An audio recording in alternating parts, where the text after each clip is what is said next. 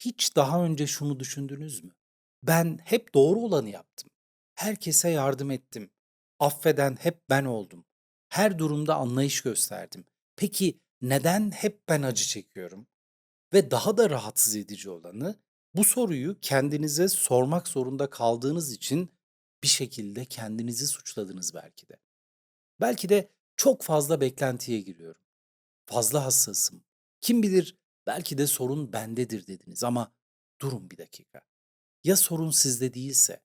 Ya iyi olmanızda değil, iyiliğinizin nereye aktığında yatıyorsa her şey? Ya yıllardır taşıdığınız bu yük aslında hiçbir zaman sizin yükünüz olmaması gerekenlerden oluşuyorsa? Ben Mustafa Çay.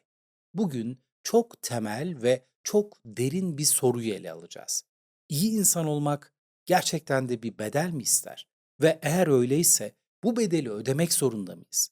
Şimdi bu soruları birlikte yanıtlamaya çalışacağız. Hazırsanız başlayalım. Empatinin insan ilişkilerinde çok büyük bir güç olduğunu hepimiz biliyoruz. Kitaplar bunu söylüyor. Ebeveynlerimiz bize bunu öğretiyor. Dinde, felsefede, ahlak anlayışı da aynı yönü işaret ediyor.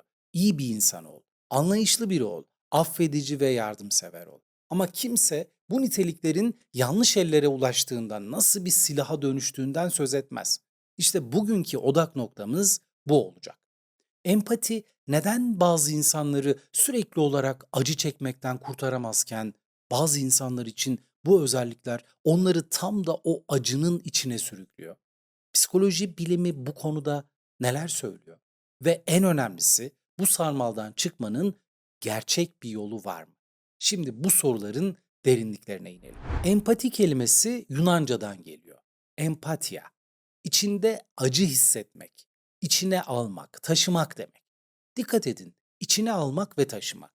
Empati kelimesinin köküne baktığınızda aslında bir tehlikeyi de görürsünüz. Çünkü içine almak her zaman öyle güzel bir şey değildir.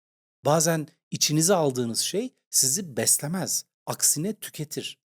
İngilizce'de compassion yani merhamet kelimesi de benzer bir kökten gelir. Compassio yani birlikte acı çekmek. Batı dillerinde merhamet acıyı paylaşmak anlamına gelir. Ama bu paylaşımın bir sınırı olduğundan kimse söz etmez. Şimdi de şefkat kelimesine bir bakalım. Arapça kökenli şefakat, koruyucu bir sevgi, nazik bir ilgi anlamına gelir. Şefkatin içinde hem sevgi hem de koruma vardır. Hem vermek hem de korunmak. Bu dengeyi kaybettiğinizde şefkat tükenmeye başlar. Tüm bu kavramların kökeni verme eylemini içeriyor. Ama hiçbirinde sınırsızca ver anlamı yok. Bu sınırı kaldıran tek bir şey var. Eğitilmiş, koşullandırılmış, hatta manipüle edilmiş bir inanç sistemi. Bu konuyu anlamak için tarihin derinliklerine inmemiz gerekiyor. Carl Gustav Jung 20. yüzyılın başında gölge kavramını geliştirdi. Jung'a göre her insanın içinde kabul etmek istemediği, bastırdığı bir karanlık tarafı, bir gölge yanı vardır. Ve gölgesini en az kabullenen insanlar onu en çok dışarıya yansıtanlardır. Yani toksik bireyler kendi iç dünyalarını dışarıya taşıyan ve bunu yaparken başkalarını bir araç olarak kullanan kişilerdir. Jung şöyle söyler: bilinç dışı entegre edilmezse onu hayatında kader olarak yaşarsın. Toksik insanların kaderi sürekli başkalarını tüketmektir. Çünkü kendi içlerindeki boşluğu doldurmayı öğrenememişlerdir. Peki empati kuran bir insan ne yapar?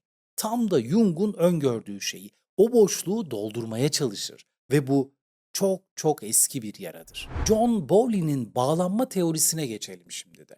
1950'lerde Bowley çocukluk bağlanma örüntülerinin yetişkinlik ilişkilerini nasıl şekillendirdiğini keşfetti. Kaygılı bağlanan çocuklar, yani yakınları tarafından tutarsız bir şekilde ilgi gören, bazen sevilip bazen reddedilen çocuklar büyüdüklerinde aşırı empatik, aşırı verici ve aşırı affedici bireyler haline gelebilir. Çünkü şunu öğrenmişlerdir: eğer yeterince iyi olursam sevilirim. Bu inanç kökten yanlıştır zaten ama çok derinlere işlemiştir.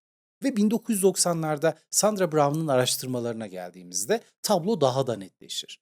Brown, toksik ve narsisistik bireylerde ortak bir profil tespit etti: yüksek empati, yüksek öz fedakarlık, düşük savunma. Bu insanlar kötü insanlar değildi. Tam tersine inanılmaz değerli niteliklere sahip insanlardı. Ama bu özelliklerin farkında bile değillerdi.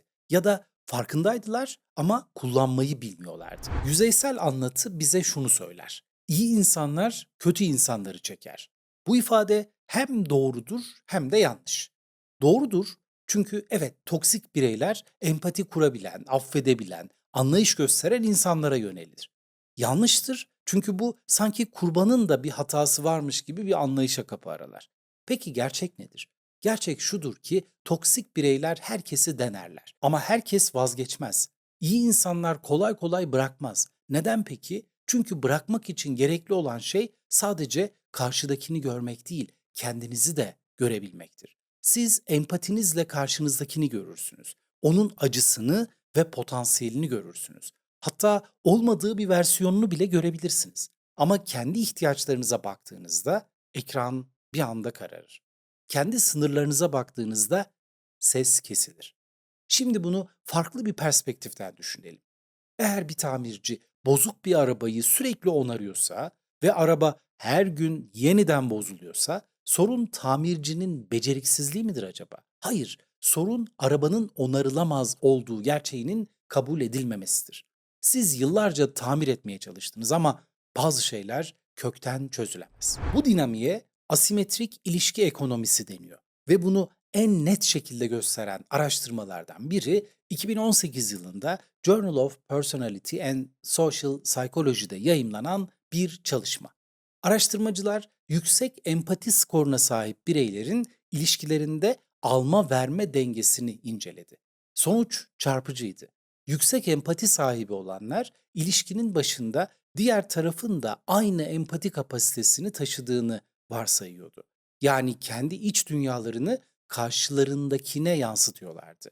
Bu psikolojide empati projeksiyonu olarak geçer ve trajedi tam da burada başlar. Çünkü toksik bir kişinin o empatiye karşılık verebilme kapasitesi ya çok sınırlıdır ya da hiç yoktur.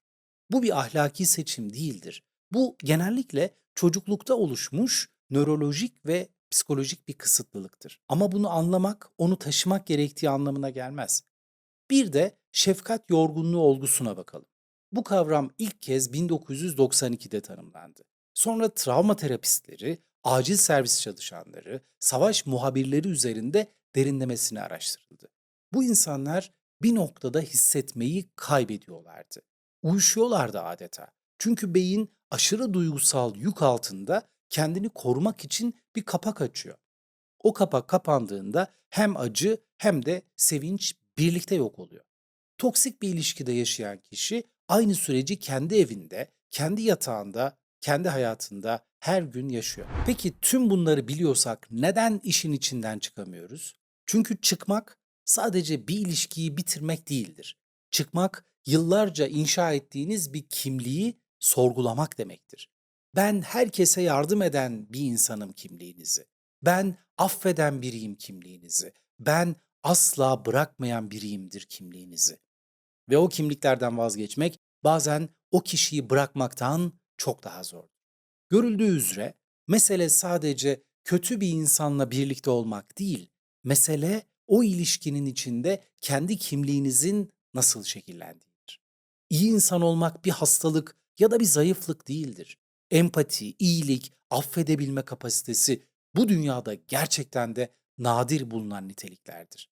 Bir nehir düşünün. Nehir sürekli akar, sürekli verir. Balıkları besler, bitkileri büyütür, toprağı sular. Ama nehrin bir yatağı, sınırları vardır. Ve o sınır olmasa nehir her yere taşar, çamura dönüşür ve kimseye bir fayda sağlayamaz. Sınır koymak iyi olmaktan vazgeçmek değildir. Sınır koymak iyiliğinizi korumaktır. Ve eğer sürekli siz acı çekiyorsanız sorun iyi biri olup olmamanızda değil, iyiliğinizi kime ve nasıl sunduğunuzdadır.